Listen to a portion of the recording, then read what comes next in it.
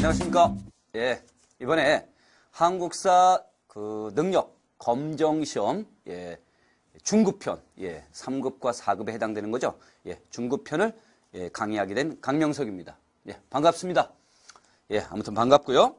여러분들이 응시하고자 하는 이 한국사 능력 검정시험, 이 3급, 중급편에는 3급과 4급이 있습니다. 근데 이 3급과 4급에 해당되는 중급편은 고등학교 고등학교 정도의 실력만 갖춘다면은, 합격하는 데는 커다란 문제가 없습니다. 그런데 고등학교 실력을 갖춰야 된다 하니까 많이 조금 겁을 먹거나, 야, 이거 좀 힘든 거 아니야? 이런 생각을 하시는 분도 계시는데, 사실 이게 한국사 능력 검정 시험이라는 게 수능처럼, 여러분 대학 가기 위해서 막 수능처럼 공부했던 것처럼, 수능 때처럼 많은 점수, 다득점, 많은 점수를 따야 할 이유는 없습니다.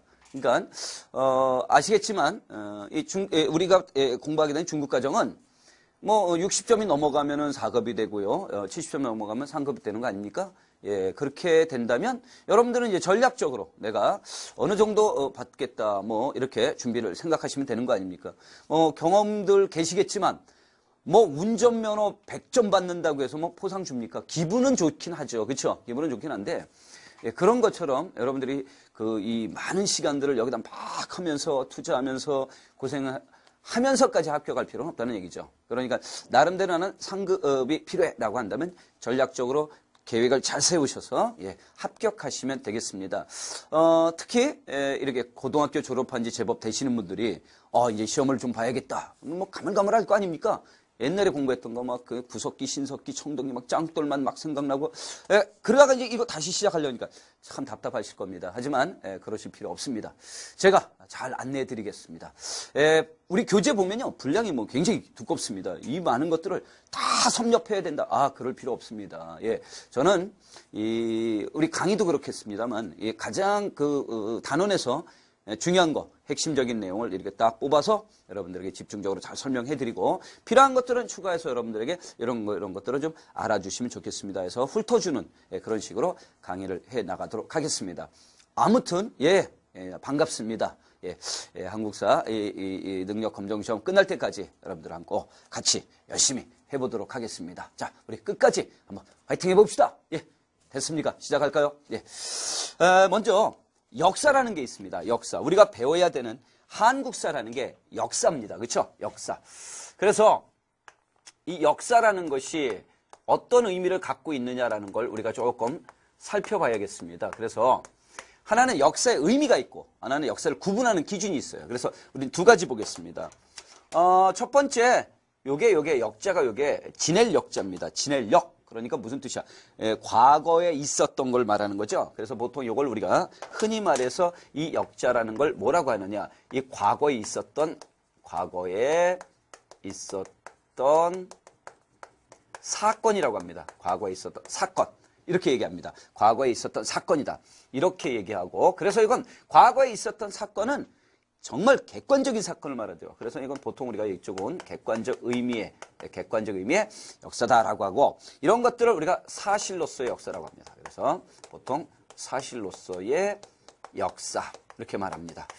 반면에 사자는 무엇이냐? 사자. 자, 이렇게 뽑아봅시다. 이번엔 사자를 보겠습니다. 그래서 요 사는 뭐냐?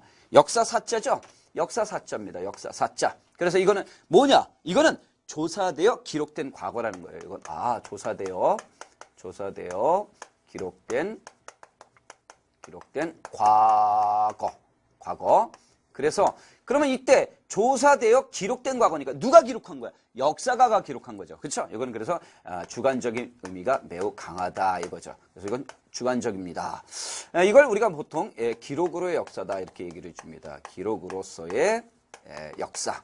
보통 이제 이렇게 둘로 나누게 됩니다. 그래서 역사의 의미를 이야기할 때는 이 두 가지 의미를 우리가 많이 얘기하는데, 또 하나 중요한 것은 이 역사를 구분하는 거죠. 역사를 시대 구분합니다. 역사의 시대 구분이죠. 그래서 역사의 시대 구분은 무엇을 사용하는지 여부죠. 문자 사용 여부입니다. 문자를 사용했느냐 안 했느냐라는 여부를 가지고, 그러니까 이제 문자를 사용했다. 문자 사용 안 했습니다. 문자가 없습니다. 그럼 무슨 시대가 되는 거야? 문자가 없습니다. 그러면 선사시대가 되겠지. 그쵸? 문자가 없다 그러면 무슨 시대가 된다? 이건 선사시대가 됐죠. 그럼 문자가 있다 그럼 무슨 시대가 되는 거예요? 역사시대가 되는 거죠. 뭐 역사시대. 그렇죠? 그러니까 아하 역사는 문자를 사용했느냐 안 했느냐에 따라서 또 하나 선사시대와 역사시대로 나눈다. 이렇게 볼 수가 있는 거 아닙니까? 그렇죠? 자, 그러면 우리나라를 기준으로 하겠습니다. 우리나라 기준으로 한번 조금 살펴볼까요? 우리나라 기준으로 자 보겠습니다. 우리나라 기준으로 조금만 이렇게 더 가겠습니다. 예, 한 요 정도만 갈까요? 그냥 우리나라 기준으로 봅시다. 자, 지금으로부터 약 얼마야? 여긴 70만 년 전. 야, 여긴 70만 년 전. 이렇게 얘기할까? 70만 년 전은 우리나라에서 70만 년 전은 뭐가 시작됐습니까? 그렇죠. 구석기가 시작됐죠. 그렇죠? 여기 구석기 시작됐네요. 예, 좋습니다. 그 다음에 요만큼 갈까요? 요만큼 갈까요? BC, 여러분 BC 얼마야? 8천년경이야. BC 8천년경. 자, BC 8천년경. 자, 이때부터는 뭐가 시작됐죠? 신석기가 시작됐습니다. 그렇죠? 예. 이때부터는 신석기가 시작됐습니다. 그 다음에 기원전. 예, 기원전, BC 기원전. 기원전이라 해도 좋고 뭐 어디는 BC고 어디는 기원전이나 좋습니다. 그러면 BC로 통일합시다. BC 20에서 15세기가 되겠죠. 그렇죠? 여기가 청동기입니다. 여기가 청동기다. 예. 그래서 BC 20에서 15세기가 되는 거예요. 청동기죠. 그러면 하나 마지막 BC 5세기. BC 5세기입니다. BC 5세기가 뭐야? 철기 시대입니다. 자, 이제 구분합시다. 우리나라 역사로 본다면 어디까지냐? 예. 그러면 자, 문자를 사용했느냐 안 했느냐를 우리가 판단해 봐야 돼요. 그렇죠? 문자의 사용 여부가 선사 시대니까 우리나라는 언제부터? 이때부터입니다, 여러분. 이때부터. 철기 때부터. 보통의 그 세계의 문명을 보면은 세계 문명은 청동기 때부터 문자를 많이 사용합니다. 근데 우리나라의 기록에 의한다면 이 철기 때부터 경남 다오리 유적 기억납니까, 여러분? 경남 아직 안 배웠어요. 예, 다오리 유적지에서 못이 발견됐다. 그렇지. 붓이 발견됐대. 여러분, 붓이 발견됐다는 거 이거 뭘 의미하는 거야, 붓은? 그렇지. 적어도 우리나라가 이때부터는 문자를 사용하지 않았을까라는 추정이 가능하다라고 보는 거야. 그러면 결론 다 나왔잖아. 구석기부터 시작해서 여기 청동기까지 여기를 무슨 시대라고 하면 되는 거야. 그럼 여기가 선사시대가 되는 거야. 우리나라는 일단 이렇게 보자 이거죠. 여기 선사시대입니다. 알겠죠? 예. 그럼 여러분 선사시대의 역사는 어떻게 알아야 되겠습니까? 이건 당연히 선사시대 역사는 뭘 통해야 돼? 유물과 또 하나는 뭘 통해야 돼? 유적을 통할 수밖에 없어요. 그렇죠? 유물과 유적을 통해서 이 당시의 사실을 우리가 확인한단 말이야. 그럼 아무래도 구석기, 신석기, 청동기와 관련되는 문제가 나온다면은 거의 뭐야? 이거지 뭐. 유적이나 유물을 빼놓고 얘기할 수는 없죠. 왜? 문자를 사용하지 않아서 기록된 게 없으니까 다 추정이잖아. 그러면 이때부터는 철기부터 여기서부터 우리는 이 철기 때부터 여기서부터 우리는 무슨 시대로 넘어간다? 그렇죠. 역사 시대로 넘어가게 됩니다. 보통은 우리가 이제 여기서부터 역사 시대로 본다. 이렇게 역사를 잡아주시면 좋겠습니다. 그러면 우리 민족의 기원은 언제부터인가 이렇게 또 궁금합니다. 우리 민족은 언제부터였을까요? 예. 우리 민족의 기원을 살펴본다면요. 예. 여러분 한반도에는 언제부터 사람이 살기 시작했느냐? 이때부터 사람이 살기 시작했어요. 구석기부터. 예. 이때부터 한반도에 뭐가 살기 시작했다? 한반도에 사람이 그렇죠? 한반도에 사람이 살기 시작했습니다. 예. 이렇게만 씁시다. 그렇죠? 구석기부터 한반도에 사람이 살기 시작했다라는 거예요. 알겠죠? 구석기부터 사람이 살기 시작했어. 그런데 여러분 구석기 때는 말이야. 무슨 생활하냐? 이동 생활하잖아. 이동 생활한단 말이야. 그리고 이때 구석기는 빈기와 간빈기가 교체. 그러니까 빈기였다, 간빈기였다, 빈기였다, 간빈기였다 이렇게 교체가 되는데 한 가지 우리가 주목해야 될 것은 빈기 때는요. 이 한반도가 중국 대륙과 그리고 특히 일본과 연결이 되어 있었어요. 그래서 우리나라에서 일본과 중국을 이렇게 오가기가 비교적 수월했습니다. 이동 생활을 통해서 오가기가 수월했기 때문에 이 구석기 때는요. 우리나라를 거쳐간 사람이 얼마나 많은지 모릅니다. 그런데 그 우리나라를 거쳐간 사람들을 다 조상이라고 너무 많아. 우리 조상. 그렇죠? 다야 그럼 다. 그러니까 구석기 때는 너무 많은 사람들이 한반도를 거쳐갔다. 그래서 우리 조상, 직접 조상, 직계 조상, 직계 조상은 몰라. 이렇게 되는 거죠. 알겠죠? 그래서 잘 모르겠다. 이게 맞는 것 같아요. 누가, 그 지나간 사람 다 너무 많아. 너무 많아. 조상으로 보기 어려워. 그러면 사실상 언제부터? 그렇죠. 이 신석기 보십시오, 여러분. 신석기 때부터 우리가 뭐 하기 시작합니까? 이때부터 농경을 통해서 무슨 생활이 이루어져? 이제 정착 생활을 하는 거야. 이때부터 정착 생활을 하니까 사실은 여기서부터 살았던 사람들이 우리 민족의 기원이 이제 토대가 되는 거죠. 그렇죠? 그런데 이때부터 시작해서 신석기부터 쭉 건너간단 말이야. 청동기를 거치는 거야. 그래서 신석기와 어느 시대를 거쳐가면서 청동기를 거쳐가면서 이때 이렇게 정착 생활이 커지잖아. 그러니까 신석기 때부터 정착이 시작되고 청동기 때 그 정착 규모가 커지니까 이때부터 우리의 직접 우리 민족의 이때부터 여기서부터 우리 민족의 무엇으로 잡자? 기원으로 잡자 이렇게 되는 거죠. 그래서 우리 민족의 기원은 정착 생활을 통해서 이렇게 이어가게 된 신석기부터 청동기를 거치면서 우리 민족의 기원이 만들어졌습니다. 언어학상으로는 이제 알타이어계가 되겠고요. 그 다음에 이제 인종은 황인종이 됩니다. 주로 이제 요령지방, 만주, 한반도 넓게 분포해서 살고 있었다라고 보시면 됩니다. 이렇게 우리 민족의 기원과 관련된 역사의 기본적인 내용들을 대충 우리가 살펴봤습니다. 자, 그 다음에는 뭘 볼 거냐면, 그러면 이제, 우리나라의 구석기는 어떤 특징을 가지고 있느냐, 신석기는 또 어떤 특징을 가지고 있느냐, 청동기는 어떤 특징을 갖고 있느냐, 요것들을 우리가 하나씩 점검해 보도록 하겠습니다. 자, 지우고 다시 시작하도록 할게요.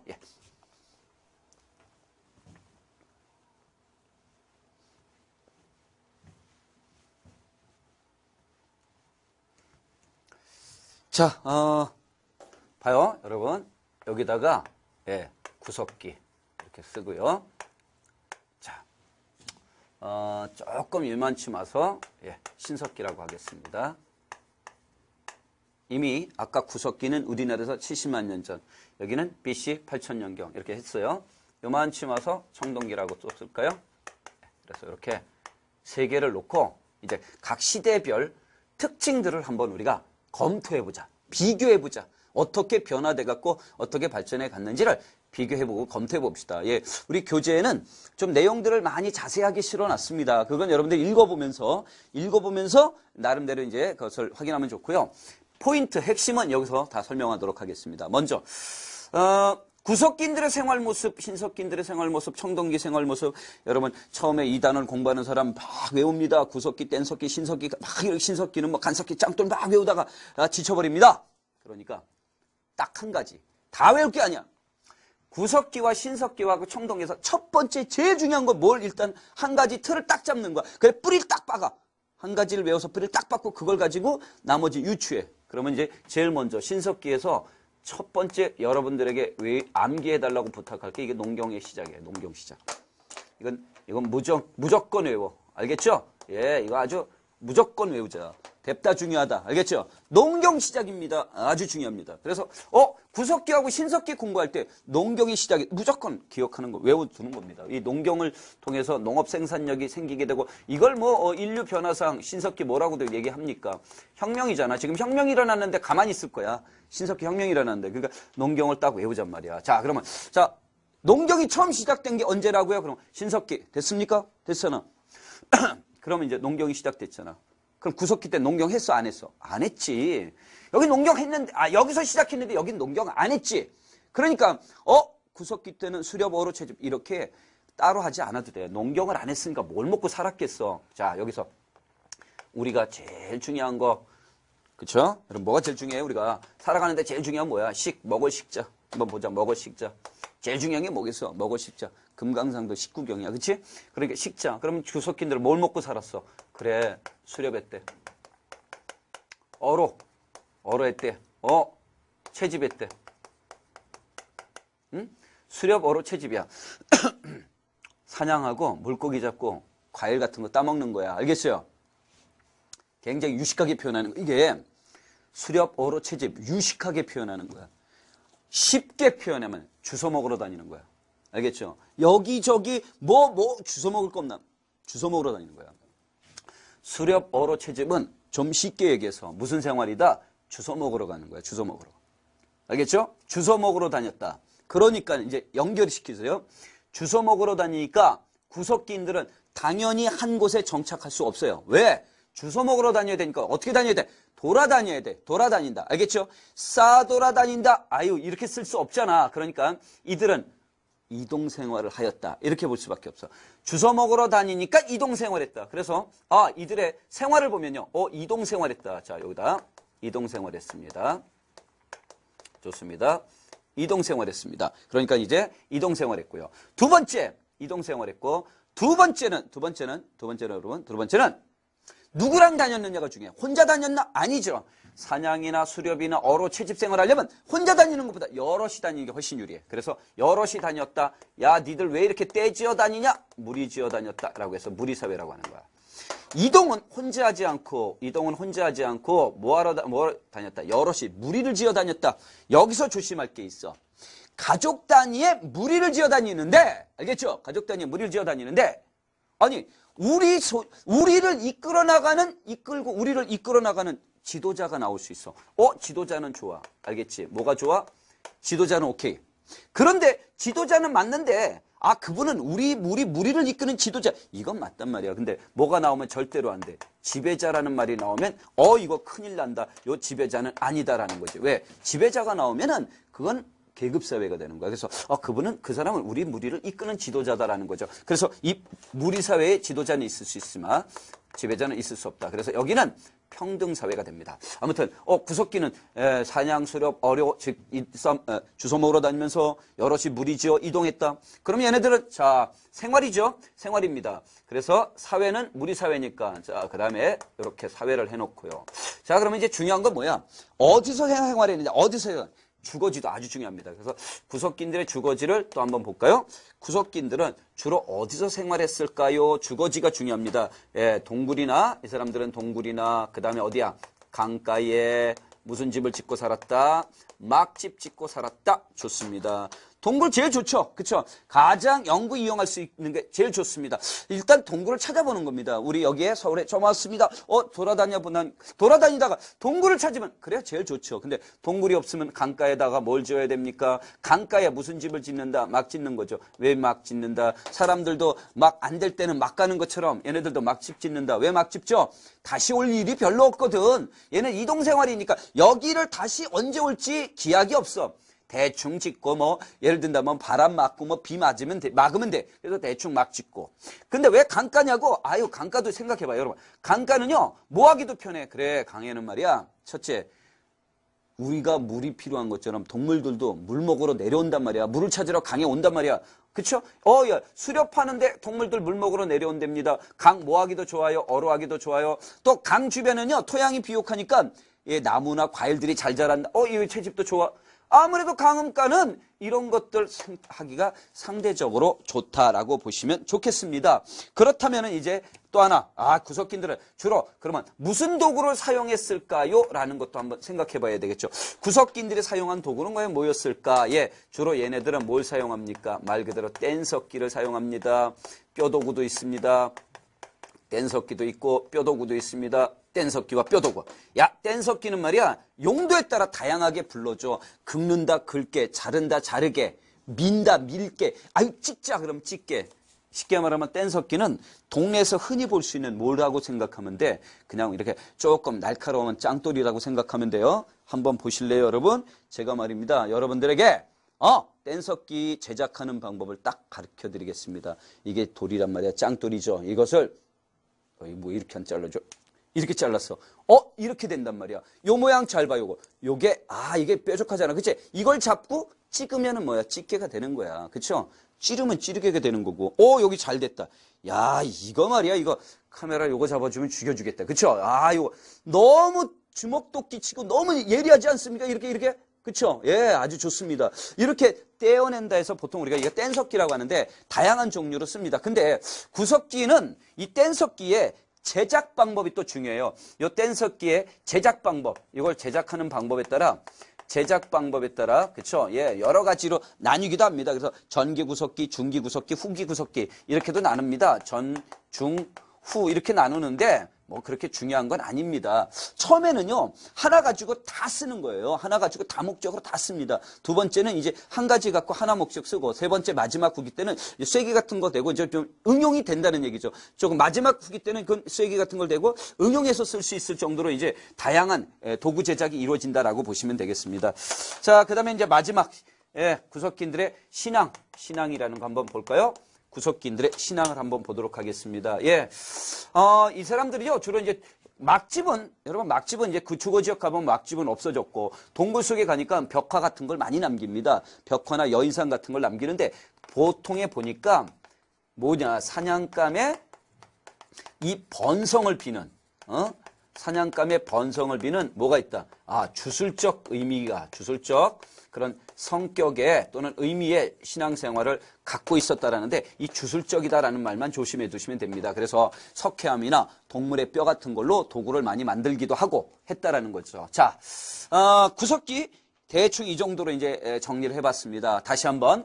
신석기가 농경이었기 때문에 구석기 때는 농경을 할 수가 없었어요. 그래서 사냥, 어로 채집인데 결국 그것은 주워 먹으러 다닌다, 혼자 다닐 수 없어 여럿이 무리지어 이동한다고 얘기했고, 가장 알맞은 주거지는 동굴이나 강가의 막집이라고 했고, 뗀석기와 뼈도구를 주로 썼다고 얘기했고, 그 다음에 사냥감을 번성을 비는 주술적 성격의 신앙을 갖고 있었다라고 얘기했습니다. 자, 이제 신석기로 넘어오겠습니다. 농경이 시작됐습니다. 아무래도 신석기인들은 농경이다. 이 농경이 얼마나 중요합니까? 이렇게 중요한 겁니다. 뭐냐면 구석기인들은 무슨 경제야? 이게 자연경제잖아. 자연경제. 그렇죠? 이 자연경제에서 이렇게 농경이 들어온다. 무슨 경제로 전환이었다? 생산경제로의 전환이 이루어졌다.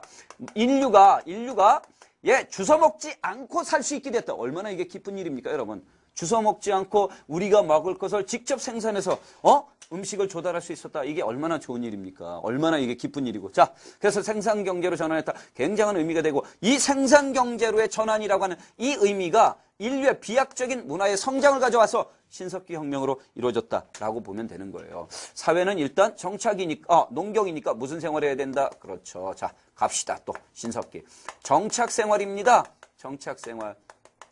아무래도 농경을 위해서는 정착이 필요했고, 그런데 이때 정착, 한 곳에 사람들이 한 곳에 오랫동안 머물러 살게 됩니다. 당연히 시족이 형성돼요. 김씨족, 죄송합니다만, 김씨씨, 박씨는 아니겠지만, 아무튼 그렇게 생각합시다. 여기 김씨족, 여기 이씨족, 박씨족, 저 같은 여기 강씨족, 이런 여러 사람들이 모여 살다 보니까 시족을 단위로 한 무슨 사회가 만들어지냐? 이 부족사회가 형성되는 거예요. 시족을 단위로 한 부족사회가 형성이 되는데, 여기서 조심할 건 뭐냐면, 이게 부족사회라고 해서 이게 계급사회냐? 이거 아닙니다. 여기도 역시 무슨 사회다라는 걸 알 수 있어요? 여기도 여러분 평등사회입니다. 여러분, 신석기도 평등사회예요. 그러니까 신석기도 우리 부족을 이끌어갈 수 있는, 우리 부족을 이끌어주는 누구는 있다고 봐도 돼요. 우리 부족에 지도자는 있을 수 있지만 누가 나오면 안 된다는 거야. 지배자 나오면 안 되는 거죠. 그런데 신석기들은 시족을 단위로 부족이 형성됐으니까 시족끼리는 결혼하면 안 되겠죠. 그렇죠? 그래서 이때는 무슨 풍습을 갖고 있었다? 조계원의 풍습을 갖고 있었다. 이렇게 보시면 되겠습니다. 그럼 신석기의 주거지역은 어딜까? 구석기인들의 동굴이나 강가에 막집했다면 신석기는 아무래도 농경이 유리한 곳을 찾는 거예요. 그래서 해안이나 그 다음에 어디야? 강가에 무슨 집에서 살았다? 움집에서 살게 됩니다. 해안이나 강가의 움집입니다. 이것도 우리가 조금 봐둬야 될 게 뭐냐면, 왜 해안이나 강가였을까요? 라고 한다면 이런 거죠. 뭐냐면 아직은 신석기들이 여러분 농경을 시작했지만 이 농경을 통해서 모든 식량 조달이 가능한 건 아니죠. 그러니까 무슨 얘기입니까? 해안이나 강가에서 살았다라는 것은, 그래, 아직은 어로 생활의 비중이 옛날보다 줄어들었지만 무시할 수 없는 입장이구나라는 걸 생각하시면 되겠습니다. 그 다음에 이제 움집인데, 신석기들의 움집은 일단 형태는 원형이고요. 원형의 움집이고 반지하가 많습니다. 반지하. 그 다음에 이제 가운데 화덕도 있고요. 중앙에는 이제 화덕도 있습니다. 그 다음에 이게 이제 신석기의 대표적인 움집이다라고 봐주시면 되겠고요. 뭐 중앙에는 화덕이나 난방을 위한 화덕 같은 게 있었다는 거 중앙에 있었습니다. 자, 그 다음에 도구. 정말 중요한 게 또 도구죠. 신석기인들의 도구는 구석기가 뗀석기라면 신석기는 일단 뭐가 필요하다? 간석기가 있고요. 그렇죠? 간석기가 있습니다. 그래서 뭐 농경에 필요한 뭐 돌보습도 있을 수 있고, 그 다음에 돌보습, 돌갱이, 돌낫 이런 것도 있을 수 있지만 신석기인들에게 중요한 것 또 하나는 뭐야? 토기가 사용되기 시작했어요. 빼놓으면 안 되겠죠? 신석기인들의 토기가 사용되기 시작했습니다. 그래서 이 토기를 여러분 토기를 어느 목적으로 썼을까요? 신석기인들이 토기는요. 바로 무슨 목적으로 썼느냐? 가장 중요한 건 음식을 저장하는 거예요. 저장. 그 다음에 음식을 조리하는 데도 씁니다. 이 토기에는 여러 가지 토기가 있습니다. 신석기의 토기에는 이른 민무늬 토기가 있고요. 이른 민무늬 토기가 있고 그 다음에 덧무늬 토기가 있고 그 다음에 마지막엔 무슨 무늬냐?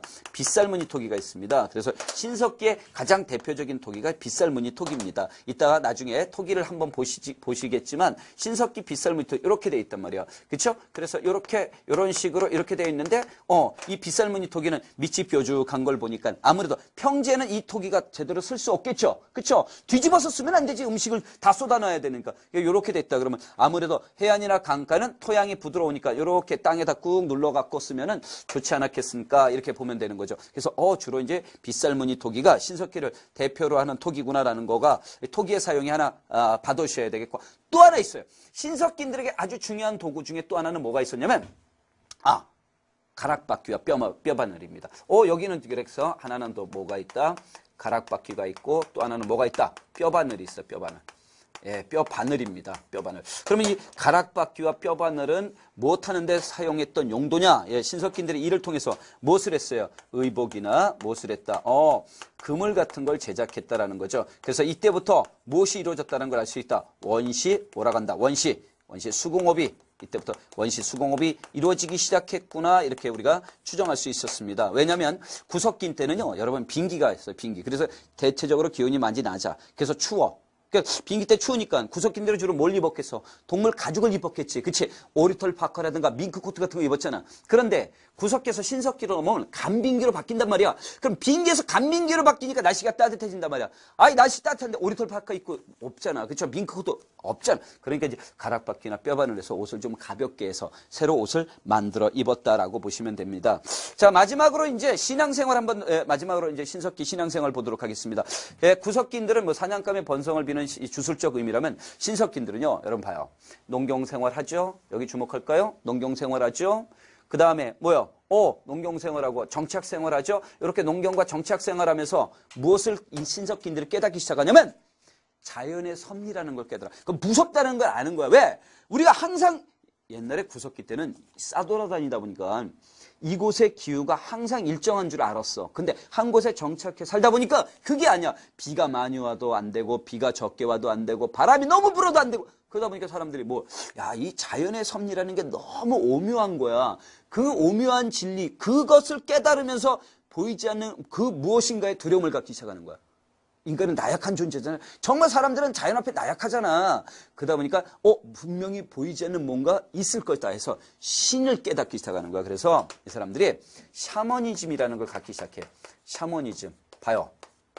누구야? 샤머니즘 누구야? 무당이잖아. 그런데 우리가 인간이 신이라는 존재를 깨닫기 시작했는데 누군가 신과 대화할 수 있는 사람이 있다. 신의 뜻을 알아듣는데 얼마나 중요하겠어. 그래서 이 샤머니즘은 무당의 주술을 믿기 시작하는 거야. 그리고 모든 동식물, 해, 달, 강, 바다, 산 이런 거에다 홀령이 있다고 믿는 거야. 정령이 있다고 하는데 이걸 보통 우리가 홀령이라고 생각하면 돼. 이걸 뭐라고 한다? 애니미즘이야. 애니미즘이고 그 다음에 마지막 자기 부족의 어떠한 그 시조를 특정한 동식물을 통해서 자기 부족의 우호성을 강조하는 사람들이 그런 부족이 나타나. 이걸 뭐라고 해? 토테미즘이야. 우리나라 신화에 토테미즘으로 등장하는 동물이 많단 말이야. 단군 신화의 가장 대표적인 게 곰과 호랑이 아니냐. 이런 토테미즘이 바로 신석기인들의 신앙생활과 관계가 있다. 이렇게 보시면 되겠습니다. 자, 그래서 여러분들 구석기와 신석기를 보시겠고 그 다음에 이제 이 구석기와 신석기의 유적지도 우리가 나중에 한번 조금 강의를 좀 끝나고 난 다음에 조금 보도록 하겠습니다. 자, 그러면 이제 청동기로 넘어가겠습니다. 여러분 청동기입니다. 구석기하고 신석기를 비교하는 것보다는요. 신석기하고 청동기를 비교하는 문제가 비교적 좀 더 자주 나온다 이렇게 보시면 될 것 같아요. 자, 제가 구석기, 신석기, 청동기를 놓고 할 때 구석기하고 신석기 중에서는 농경 시작을 제일 중요하게 여겼습니다. 그런데 청동기하고 신석기를 비교하면은 농경으로 하면 안 됩니다. 같은 농경이니까. 그러면 이제 구석기하고 신석기는 무엇을 외워두면 좋습니까? 그러면 신석기하고 청동기에서 제일 중요한 게 뭐냐? 계급사회입니다. 그러니까 언제 계급이 처음 발생했느냐? 그러면 청동기야. 그래서 여기서 여기는 무슨 사회라고 딱 쓸까? 그렇지. 이렇게 쓰자. 계급사회. 이거 딱 쓰는 거야. 알겠죠? 그래서 여기서 이걸 외우는 거야. 알겠죠? 자, 여러분. 구석기, 신석기, 청동기 중에 구석기하고 신석기를 비교하는 것 중에 첫 번째, 신석기의 농경시작 외우라고 했고요. 두 번째, 신석기하고 청동기를 비교하는 내용에서는 계급사회, 청동기 때 처음이다. 요거 외워두시면 좋습니다. 그래서, 그러면 이때가 계급이니까 그 앞에 있는 사회, 구석기와 신석기는 다 무슨 사회야? 당연히 평등사회가 되는 거죠. 자, 청동기 돌아오겠습니다. 농경이 이제 신석기 때 농경 시작됐는데 청동기로 오면 처음엔 무슨 농사였다? 밭농사였어요. 그래서 신석기 때는 주로 이제 밭농사가 중심이 됩니다. 대표적인 작물이 뭐예요? 조, 보리, 콩 이런 거였어. 그런데 청동기 때는 말이야 일부 저습지에서 무슨 농사가 시작됐다? 벼농사가 시작되네. 벼농사가 시작되네. 여러분 밭농사에다가 벼농사까지 이루어지네. 그럼 무엇을 알 수 있어? 농업 생산성이 커지는 거 알 수 있겠죠. 또 하나 더 들어갈까? 신석기 때부터는 벼농사 시작뿐만 아니라 목축이 발달하기 시작했어. 목축이 발달하기 시작했다는 얘기는 무엇이 증가했다? 가축에 대한 가축 사육이 어떻게 되기 시작했다. 이렇게 증가하기 시작하는 거야. 목축도 발달했고 벼농사도 이루어지기 시작했다라는 거 감 잡으셔야 됩니다. 무슨 감을 잡느냐? 이 둘을 합쳐놓고 보면은 청동기에 와서는 무엇이 많이 늘어나고 있다라는 걸 알 수 있어. 그렇지. 농업 생산력이 늘어나잖아. 그치요? 자, 봐. 이제 계급이 발생하는 거 설명 들으세요. 벼농사가 시작됐고 목축이 발달하니까 자 이때 먹을 것이 많이 늘어납니다. 농업 생산물이 어떻게 돼요? 증가하겠죠. 농업 생산물이 그만큼 어떻게 돼서 많이 늘어나 증대가 되는 거야. 이제 지금부터 정상적으로 잘 생각해 보세요. 이해하세요. 농업 생산물이 많이 늘어나니까 이따가 다시 다 설명하고 이제 지워야 되는데 농업 생산물이 늘어나니까 뭐가 나와? 먹고 남는 게 나오잖아. 많이 생산되니까 잉여 생산물이 발생하는 거야. 이제 먹고 남는 게 생기네. 생산량이 늘어나고 보니까 다 먹고도 남는 게 생기네. 잉여 생산물이 발생하니까 이 과정에서 뭐가 생기나? 분배가 문제야. 이 분배 과정에서 뭐가 발생한다? 분배 과정에서 심 있는 사람이 더 먹으려고 하는 거야. 알겠지? 심 없는 사람은 조금, 심 있는 사람이 많이 먹는 거야. 그래서 분배 과정에서 계급이 분화되는 거야. 계급. 이때 계급이 분화돼. 이 계급은 다시 말하면 누구와 누구로 나뉘어지는 거야. 지배와 피지배자로 나뉘어진단 말이야. 그래서 지배하는 사람이 나오게 되고 지배를 받는 피지배자가 나오게 되는 거야. 이때 이 지배 계급이 되는 사람들이 이때부터 권력과 하나는 권력이고 하나는 권력이 되겠고 또 하나는 뭘 가진 사람이 되겠어? 경제력을 가진 사람이 등장한단 말이야. 권력과 경제력을 가진 사람이 등장하게 되는 거야. 이 권력과 경제력을 가진 사람들이 무엇이라고 한다? 이 사람들 우리가 흔히 말하면 군장이다라고 하는 거야. 이 사람들이 뭘 소유하면서 청동기를 보유하게 되는 거야.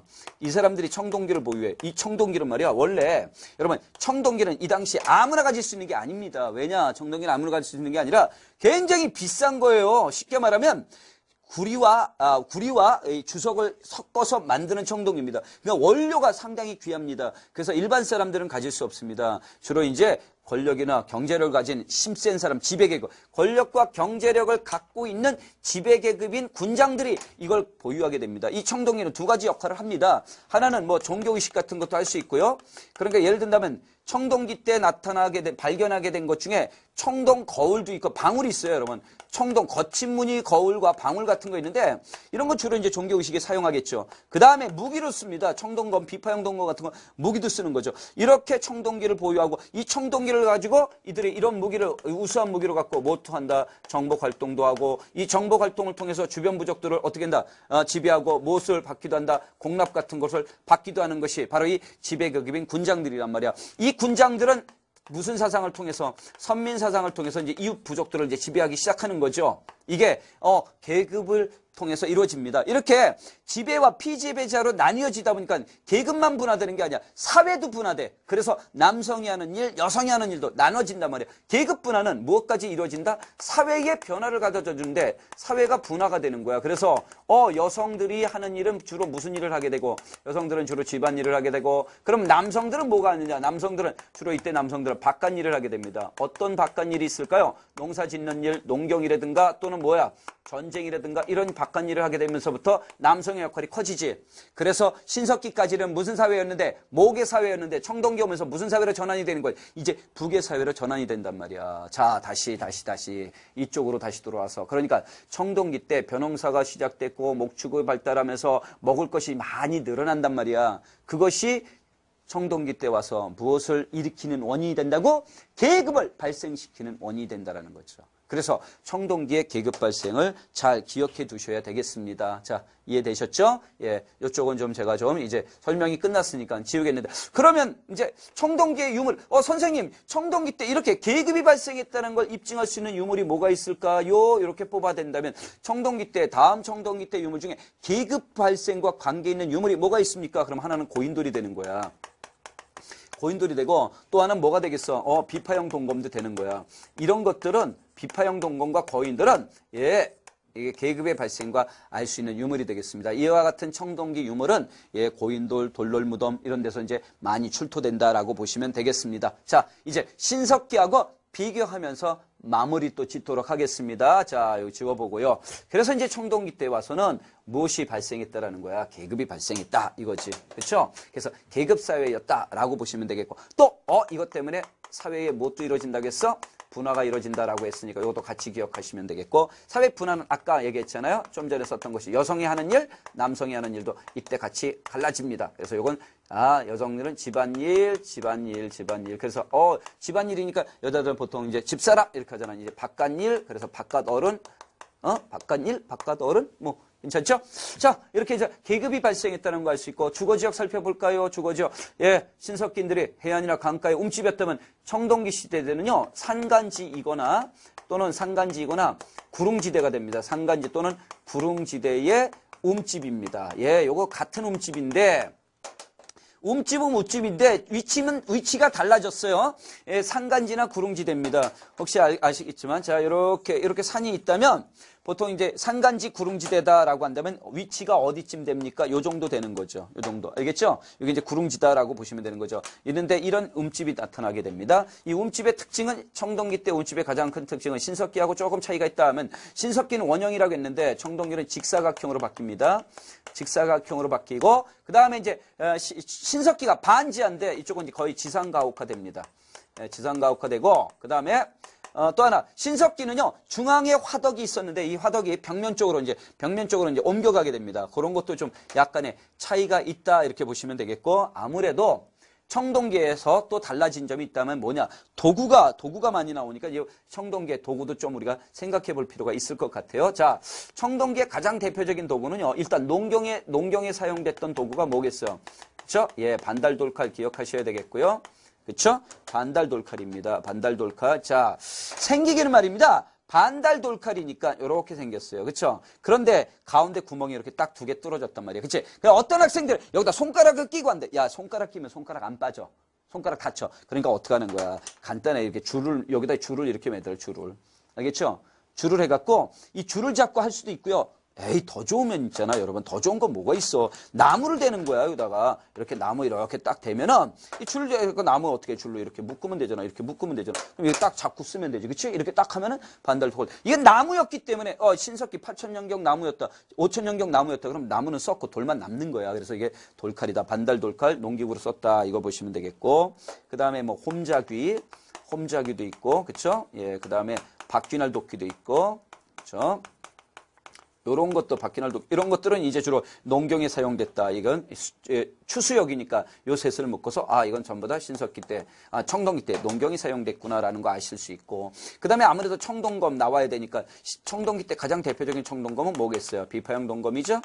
그 다음에 비파형 동검 있고 또 하나 청동기 때는요 역시 토기도 사용됐습니다. 그래서 가장 대표적인 토기 청동기 때 대표적인 토기 미성리식 토기가 있었고 토기가 있었고, 그 다음에 민무늬 토기, 청동기를 대표로 하는 건 또 민무늬 토기죠. 민무늬 토기가 있고, 그 다음에 하나 더 간다면 이제 붉은 간토기도 있었고, 이렇게 이제 토기도 신석기에서 이제 토기가 많이 발견이 됩니다. 요와 같은 유물들은 자 주목, 요와 같은 유물 반달 돌깔, 홈잡기, 바퀴날 도끼, 비파형 동검이나 미성리시 토기, 민무늬 토기, 붉은 간토기 이러한 청동기의 유물은 주로 이제 어디서 많이 발견됩니까? 그러면 이제 고인돌.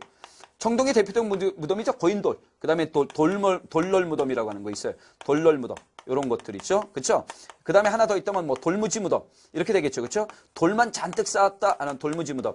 이런 무덤들에서 이 청동기 유물들이 주로 이제 출토되고 있다라는 거 알 수 있습니다. 그래서 이게 청동기 때 대표적인 유물이구나라고 보시면 되겠고, 이제 마지막으로 우리가 하나 더 할 건 이제 청동기 때에 신앙은 뭐가 있습니까? 신앙. 예. 청동기 때는 아무래도 이제 선민사상이라는 것도 나올 수 있고요. 선민사상이라는 것도 있었고, 그 다음에 이제 청동기의 가장 대표적인 바위 그림을 또 우리가 주목해야 됩니다. 청동기를 상징하는 바위 그림이 있어요. 바위 그림. 그래서 특히 이제 바위 그림 중에 두 군데가 있으니까 그 두 군데를 잘 참고하셔야 되는데, 첫 번째 울주 바위 그림이 있어요, 여러분. 울주의 바위 그림은 고래나 사냥하는 모습들이 많이 나옵니다. 그래서 이거 사냥감의 무엇을 빈다. 사냥감의 번성을 빈다. 이렇게 번성을 비는 기원하는 의미가 있고, 그 다음에 고령의 또 바위 그림이 있는데 이건 동심원이에요. 동심원. 그래서 이 동심원이라는 거 뭘 상징하겠어요? 태양을 숭배하는 내용이 아닐까 이렇게 볼 수 있죠. 이렇게 하면 신석기하고 청동기에 대한 대략적인 비교가 되는데, 마지막으로 청동기하고 철기는요 다른 비교할 게 아니에요. 왜냐하면 사회적 변화는요, 철기라고 했다고 해서 철기와 청동기는요, 이런 사회적인 변화는 큰 차이는 없습니다. 한 가지만 조심해 두면 되는 거죠. 뭐냐면 청동기하고 철기에서 가장 차이가 있는 건 유물입니다. 유물. 그래서 예를 들면 청동기와 철기 시대의 유물인데, 우리가 이쪽에 청동기의 유물을 다 했으니까 조금 보겠습니다. 자, 청동기는 비파형 동검이야. 이게 주로 이제 저 북방 계통에서 온 비파형 동검이라면, 이 비파형 동검과 대비가 되는 철기 시대의 동검은 뭐냐? 그러면 세형 동검이 됩니다. 그래서 철기 시대부터는 비파형 동검이 아닌 세형 동검이 사용되고 거푸집이 등장하게 됩니다. 자, 이게 철기 시대에서 세형 동검과 거푸집이 사용됐다는 건 이건 우리만의 청동기예요. 이거 다른 나라에서 안 나오고 한반도에서 발견됩니다. 그래서 이건 한반도에 이 독자적 청동기 제작이 있었겠구나라고 알 수 있습니다. 그래서 한반도에서 독자적인 청동기가 무엇입니까? 그럼 세형 동검은 거푸집이야. 세형 동검 우리가 흔히 볼 수 있는 이런 칼이란 말이야. 이따 여러분 볼 수 있습니다. 사진 한번 다 보여드릴 거고요. 이렇게 만들어졌다. 그래서 이게 세형 동검인데, 거푸집은 뭐냐? 이 칼을 만드는 틀을 말해. 용범. 알겠지? 틀인데 쉽게 이해하실래요? 자, 쉽게. 자, 지금부터 머릿속으로 그리세요. 붕어빵 사러 왔습니다. 알겠죠? 포장마차 가서 아주머니 붕어빵 1,000원어치만 주세요. 그러면 예, 기다리세요. 아주머니 붕어빵 하려면 어떡합니까? 뚜껑 열죠. 뚜껑 열어서 기름으로 다 털어내죠. 뚜껑 열고 거기다 밀가루 붓고 위에다 판 넣고 뚜껑 닫죠. 그리고 익히잖아. 그 뚜껑 그게 거푸집이란 말이야. 이걸로 우리나라가 세형 동검을 직접 제작했구나라는 거 알 수 있단 말이에요. 그래서 중요한 건 이거, 한반도가 독자적인 청동기 문화가 이루어졌구나라는 거 알 수 있고요. 그 다음에 토기입니다. 토기는 그냥 민무늬 토기 계속 이어지고요. 그렇죠? 민무늬 토기 이어집니다. 미송리 토기는 없겠지만, 그 다음에 이제 무덤이 좀 바뀝니다. 고인돌, 돌널 무덤, 돌무지 무덤. 요게 요 무덤 세 개가 철기 시대로 넘어오면 어떤 무덤으로 바뀌냐? 이 돌이 다 빠져. 청동기 때 말이야. 무덤도 돌이야. 고인돌, 돌널 무덤, 돌무지 무덤 이렇게 되는데, 이게 철기로 넘어오면은 무덤에 돌이 다 빠져요. 그래서 대표적인 무덤이 무슨 무덤이다. 여러분, 이 동무덤이 있고요. 또 하나는 무슨 무덤이 나온다. 널무덤이 나옵니다. 이게 철기 시대예요. 그러니까 청동기하고 철기는 사회 전체적인 내용을 비교하면은 그렇게 비교할 게 없습니다. 그럼 뭘 비교한다? 이런 유물을 비교해 두시면 딱 좋겠습니다. 알겠죠? 유물을 비교하면서 청동기하고 철기 시대의 특징들을 좀 잡아보시면 어떻겠는가 싶습니다. 자, 이제 아무래도 제가 아까 처음 서두에 얘기할 때 우리나라는 구석기, 신석기, 청동기까지는 선사시대라고 얘기했어요. 그렇죠? 선사시대였기 때문에 무엇을 알아야 됩니까? 선사시대였기 때문에 유물을 좀 봐야 됩니다. 잠깐. 하나 더. 자, 하나 더 빠뜨릴 뻔했는데, 잠깐.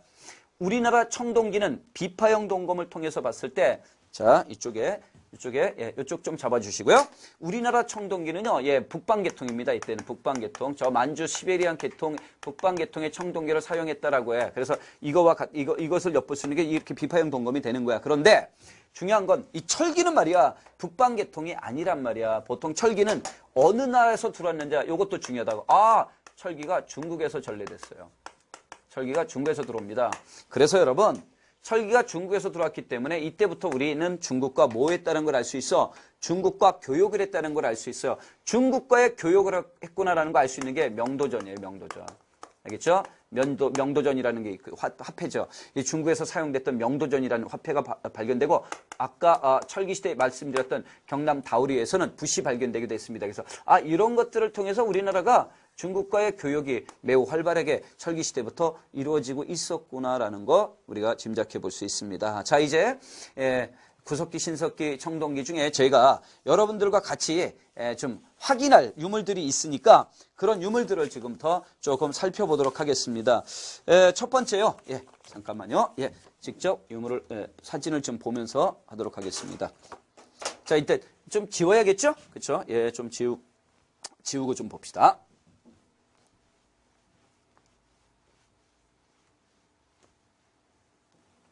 자, 첫 번째는요. 구석기 시대하고 신석기 시대의 유적지를 제가 찾았어요. 왜냐면 자, 구석기 시대는 주로 이제 거주 지역이 어디라고 했어요? 동굴이나 그다음에 이제 강가에 뭐야? 막집이란 말이야, 막집. 그렇죠? 그래서 동굴이나 강가, 요 강가가 많단 말이야. 그래서 가만히 보면 구석기 때 여기 웅기, 그렇죠? 그다음에 여기 어디야? 상원 검은모로, 그렇죠? 그다음에 연천 전곡리, 이게 다 하천이 이렇게 하천이 표시되어 있잖아. 그렇죠? 여기 제천 전말, 그렇죠? 청원, 두루봉, 그렇죠? 예, 공주, 여기 공주 석장리, 이런 것들이 주로 내륙 쪽에서 주로 이제 구석기 때는 내륙 쪽에서 하천을 중심으로 이제 구석기 유적이 나온단 말이야. 그런데 신석기 시대, 신석기는 어디야? 해안이나 또 어디라고 했어? 해안이나 강가라고 했단 말이야. 해안이나 강가에서 뭘 짓고 살았다? 움집을 짓고 살았다는 얘기잖아. 그러면 이제 신석기 이 많은 유적지 중에 우리가 주목해야 될 게 어디냐면 양양 오산리. 양양 있다, 양양. 강원도 양양. 여기는 특히 이제 가장 오래된, 신석기 시대에 가장 오래된 집터가 있답니다. 그래서 양양이 있고요. 그 다음에 이쪽에 여기 웅기, 여기 딱 웅기 있잖아요, 여기 웅기. 요렇게 가자, 여기쯤 웅기가 되겠지? 그러니까 이게 웅기 굴포리야. 이 굴포리는, 여기는 신석기, 여기 구석기도 있지만 여기 뭐예요? 여기 신석기도 있다는 얘기지. 그래서 웅기 굴포리는 구석기, 신석기의 유적이 다 같이 발견되고 있구나라는 거 알 수 있고요. 그 다음에 이제 부산엔 동삼동이 있고요. 부산 동삼동, 여기 조개 패총, 그 조개더미로 유명한 곳이고, 그 다음에 이제 서울 암사동, 여기 서울 암사동 있죠? 서울 암사동 중심에 보시면 되겠고, 빗살무늬 토기가 발견된 곳입니다. 서울 암사동이라든가 경기 미사리라든가, 그 다음에 김해 수가리, 김해 여기 있죠? 수가리, 이런 데 이제 빗살무늬 토기가 발견됐다고 보시면 되겠고, 황해도에는요, 요 봉산 집탑리, 요거 중요하죠. 왜? 여기서는요, 이 봉산 집탑리에서 뭐가 발견됐? 탄화된 벽시가 발견됐기 때문에 이때부터 우리 신석기인들이 농경을 시작했구나라는 걸 알 수가 있다라는 겁니다. 그래서 구석기는 주로 이제 내륙 쪽으로 왔는데, 신석기는 그런데 봐요, 여기. 이렇게 강가도 있지만 바닷가 쪽도 많죠. 그쵸? 그래서, 전국적으로 이제 분포가 되는 건 비슷합니다만, 해안가 쪽으로 좀 많이 나타난다라는 것이 또 하나의 특징이다라고 보시면 되겠습니다. 그래서, 신석기 유적지를 중심으로 좀 살펴보시면 되겠고요. 자. 그 다음에 보겠습니다. 자, 신석기하고 이제 청동기의 토기를 제가 조금 비교하기 위해서 토기 그림을 모아봤습니다. 신석기를 대표로 하는 토기가 이제 덧무늬 토기고 빗살무늬 토기입니다. 빗살무늬 토기 그림을 보니까 밑이 어떻게 되어 있다? 이렇게 뾰족하게 되어 있다. 그렇죠? 이렇게 밑이 뾰족하게 되어 있기 때문에 빗살무늬 토기를 사용한 신석기들은 일반 평지에서는 토기가 사용하기 어렵다라는 거죠. 그래서 해안이나 강가 쪽에 유리하다라고 보시면 되겠고, 두 번째, 그래서 여기까지 요 둘은 어디 거다? 어디 거다? 신석기 시대가 되겠고.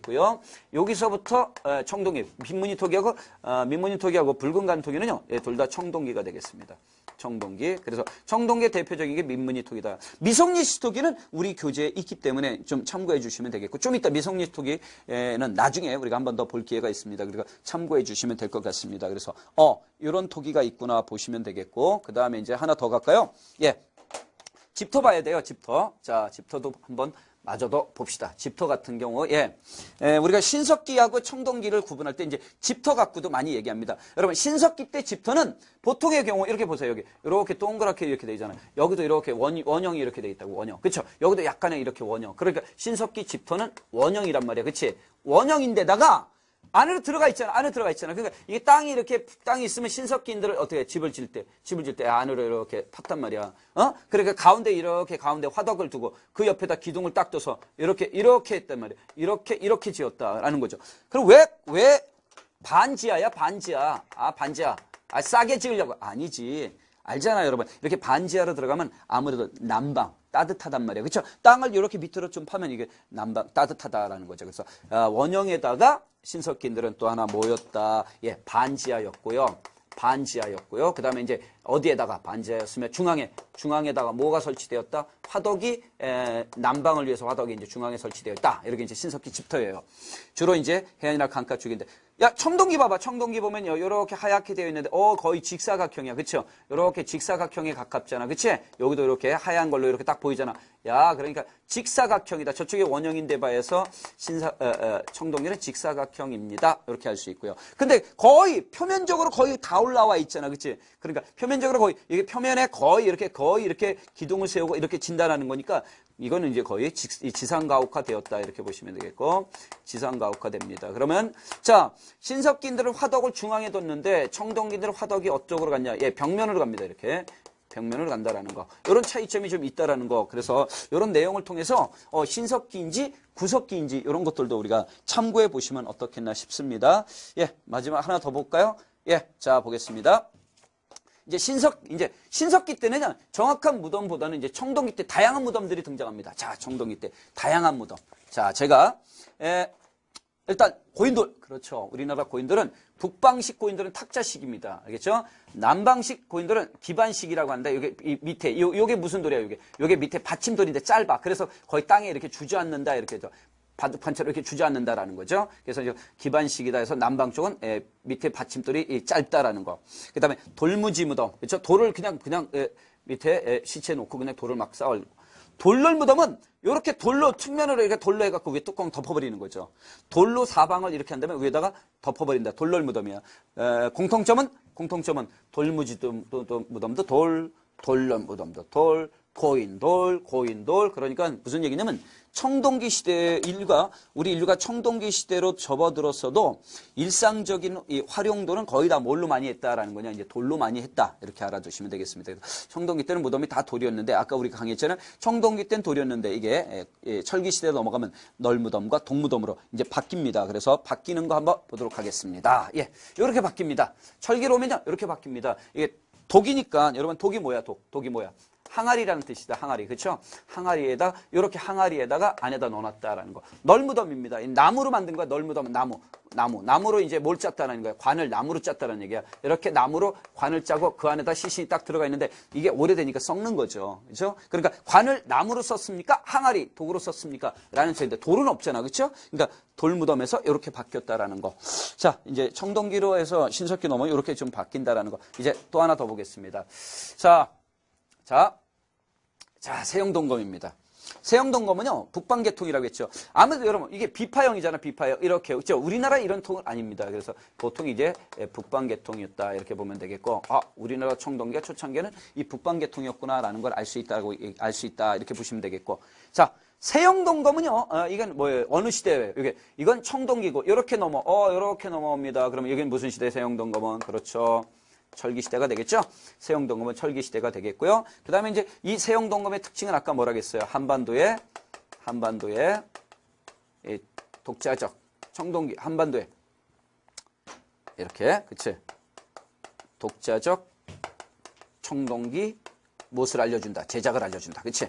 그래서 한반도에서 이 독자적인 청동기 제작이 이루어졌구나라는 걸 알 수 있는 게 바로 이 세형동검입니다. 그래서 거푸집까지 얘기 드렸고, 그러니까 이제 세형동검, 비파형동검과 세형동검을 주면 무슨 시대에서 무슨 시대로 전환된다는 걸 기억해야 돼. 청동기에서 이렇게 철기 시대로 넘어간다라는 거죠. 그러면 이 시기에 이렇게 비파형동검에서 세형동검으로 바뀌면서 이 시기에 발견할 수 있는 유물이 뭡니까? 그럼 철기시대 유물을 찾아주면 되는 거죠. 그렇죠? 철기시대. 철기시대는요, 여러분, 우리가 중국과의 교육이 있었다 그러면 명도전이나 붓 같은 거 생각해 두셔도 좋고, 아까 방금 전에 무덤 봤던 널무덤이나 동무덤 같은 거 봐도 좋습니다.